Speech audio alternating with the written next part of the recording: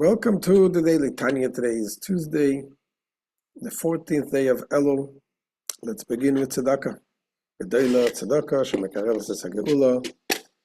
And again, reminder, don't forget to say the 3 chapters of the month of Elul. The extra chapters, today is 40, 41, 42. So today we begin a new chapter 15. And this is not like the other letters in the Igeret Hakodesh. This is more of an essay that the Alter Rebbe describes, gives us an understanding in the godly attributes. Of course, to understand God is not something that it's humanly possible. But the Alter Rebbe tells us that there is something that we can understand. And what we can understand, we should make sure to study and to understand properly. Because this will help us in serving Hashem. The Rebbe explains that God Himself, He created us in His image. And as it says, the verse in Iyov says, Mi besari echazeh Eloka. From my flesh, I can see and understand God. Obviously, to the limit as much as we can understand. But this whole idea that God created us when all of the attributes that we have in the godly levels, the spiritual levels we have in us humans.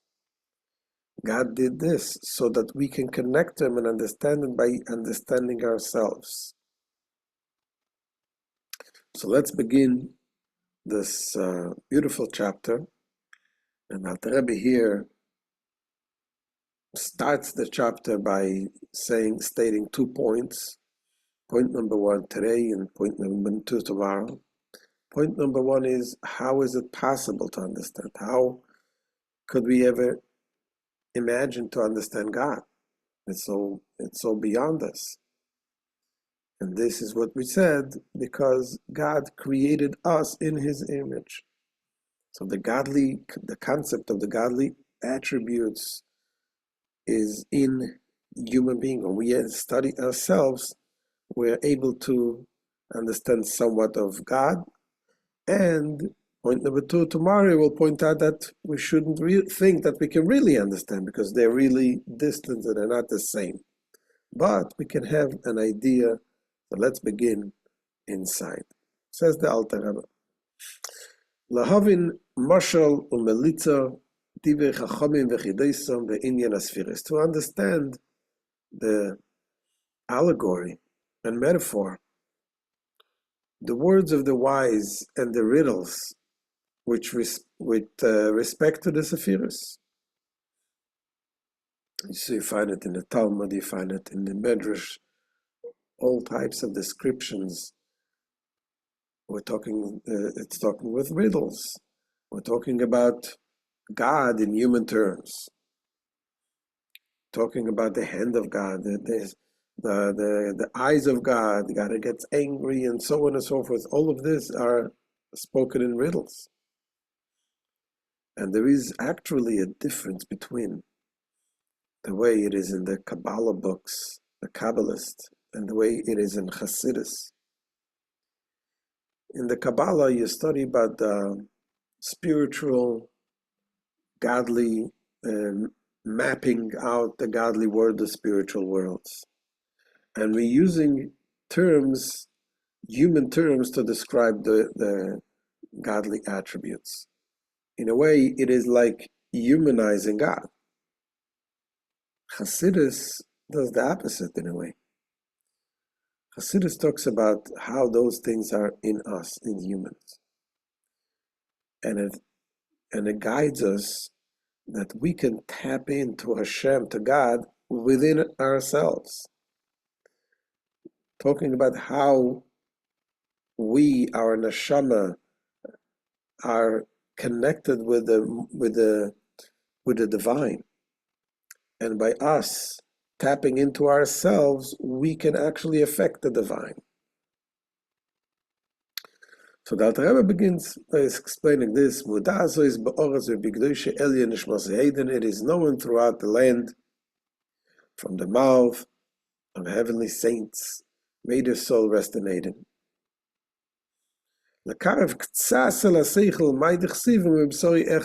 Enabling us to somewhat comprehend the verse, and from my flesh shall I behold God. And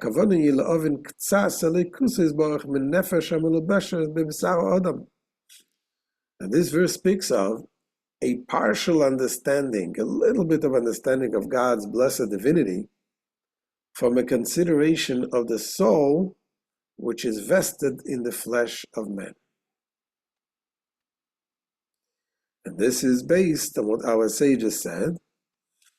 My soul, bless my soul, may my soul bless Hashem, give praise to Hashem. The sages tell us that there is this similarity to the way the soul animates the body and the way God animates the world.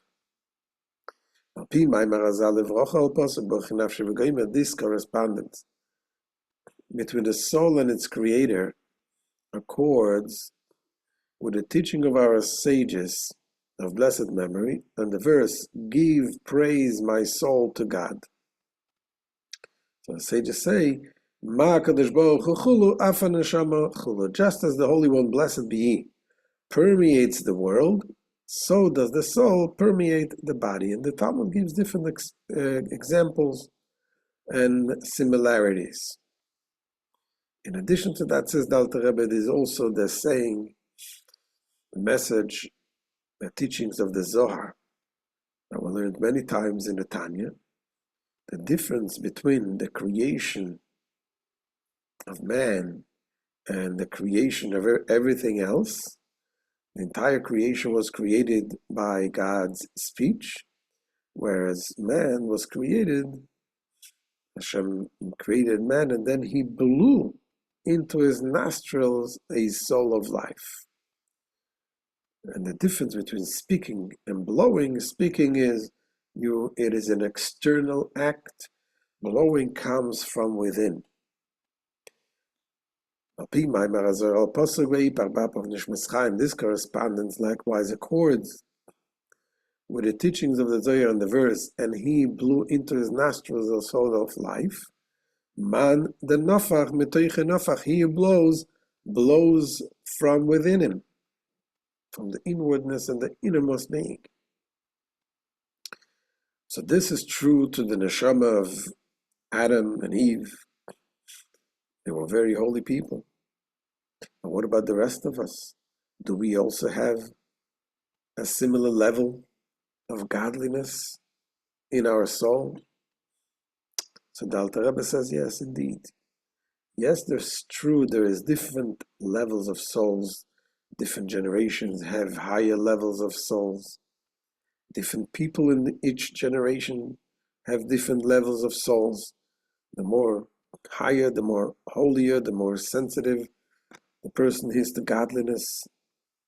But nevertheless, regardless, there is something, even in the lowest level of souls, it is connected with the very essence, with the very beginning, which is the level of Chachma, of Atzilus, the level of godliness itself. That's what Alter Rebbe says, Vafilu nefesh da'asiyah, yibo mizivug zeir ampim v'nukve da'asiyah.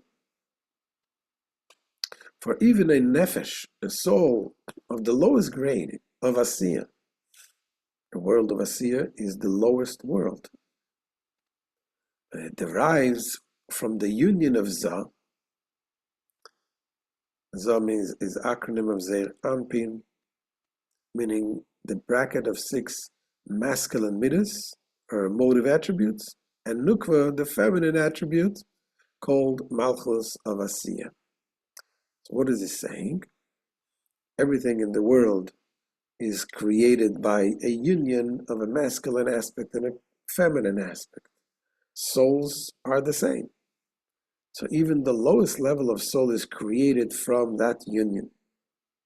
And the union of the masculine aspect and the feminine aspect in the world of Asiya is connected, also rooted, it derives from the intellect. And that is rooted, goes all the way to the very top. And their union, and the union of their moichin, meaning in Chabad, the acronym for intellective soul faculties of Chachma, Bina, and Das, together constituting the mochin of Za and Nukva in the world of Asiya, which are the Chaya and Neshama of Za and Nukva. They are the Chaya and the Neshama. As we said in the previous lessons, there are different levels of the soul. There's the Nefesh, is the lowest level. The soul basically has 5 levels: Nefesh, Ruach, Neshama, Chaya, and Yechida. So he says that the levels of the Neshama called Chaya and Neshama, they are created from, born from the union of the intellect, intellectual faculties. These in turn are the external aspect of the kelim of Za and Nukva of Atzilus. So yes, it is Kabbalistic words, but in basically what it means, in the world of Atzilus, the highest world, like in every world, there is the lights and there is the vessels. There is the external part of things and there's the internal part of things. To give an example is when you deliver a message, for example. You have a thought, an idea that you want to transfer. And when you transfer the idea, you use words. Words are just words. The words are the external part of the message. The idea is the internal part of the message. So when we're talking about the levels of the neshama that comes from Atzilus, the lowest levels, they come from the external part of the kelim, of the vessels, of Zeir Anpin and Nukva, the feminine aspect, the masculine aspect of the world of Atzilus. But there in Atzilus, Shehem Elakus Mamish, and they, the kelim of Atzilus, are truly divine. In Atzilus, it says the vessels of Atzilus and the light of Atzilus is one with Hashem Himself. For in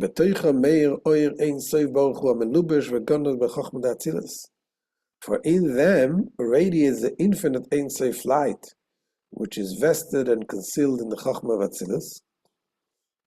For reasons explained in the Alter Rebbe's notes to chapter 35, indeed, the infinite light vested in Chachma illuminates all the kelim of the spheres of Atzilus. The supernal Father nest in Atzilus. And as we said, the Iyuv Garmoy Chad B'Atzilus, and he and when the infinite Ein Sof light and his kelim, then his vessels, are one in Atzilus. So the bottom line is what? The bottom line is that even the lowest nefesh, the lowest soul of the lowest person, it is still connected with the very top, with the very essence. Today we can understand it just like in DNA. You look at DNA, you can see how in everything, even in the hair of a person, also the very essence of the DNA is in the hair. There was a story of the Rabbi Shlomo Chaim Kesselman. He was a mashpia, a chassid that came from Russia, and he became a teacher in the yeshiva, ended up in Israel, in Kfar Chabad. So back in the days when he was in Russia, he was arrested for the crime of spreading Judaism. And he was there for 2 years. the gulags. And he was receiving letters from his wife telling him about his children. He had twin boys. They were about 2 years old, less than 2 years old. And the mother would send him letters, pictures. And then when they reached the age of 3, we know by us, the age of 3 is the first time you cut the hair of the child, the boys. So when they reached the age of 3, the mother cut the hair. And she sent a letter with a description of all this, the ceremony, everything, and she included also a few strands of hair in the letter. And later on, Rabbi Shlomo Chaim told them he always enjoyed to receive the letters, enjoyed pictures to see of the children, but when he got the hair, it was undescribable, the excitement that he had. He said, I had part of them. That was part of them. Anyway, that's the idea, that the neshama is part of the essence of Hashem. And even though it goes down so many different levels, it is the same, connected with the attribute, the godly attributes. And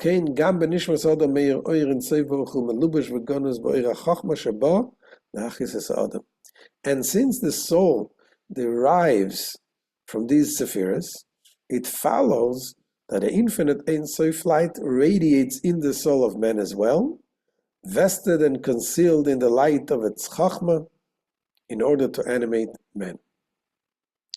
And from it, from the soul, man is enabled to understand something of the supernal spheres, for they all radiate in his soul, which comprises them. So since the soul derives from the 10 spheres, and hence comprises 10 corresponding faculties, man can arrive at an understanding of the supernal spheres through contemplating the dynamics within his own soul. So that is the Alter Rebbe explaining, introduction number 1, to explain how is it possible for us human beings to understand even something from God's attributes, and that is because God created us in His image. So by understanding our soul, we can understand something from Hashem's attributes. So that's the end of today's shir. Mirz Hashem, we'll see you tomorrow. Ksiva v'chasima teva good kiben shtiya.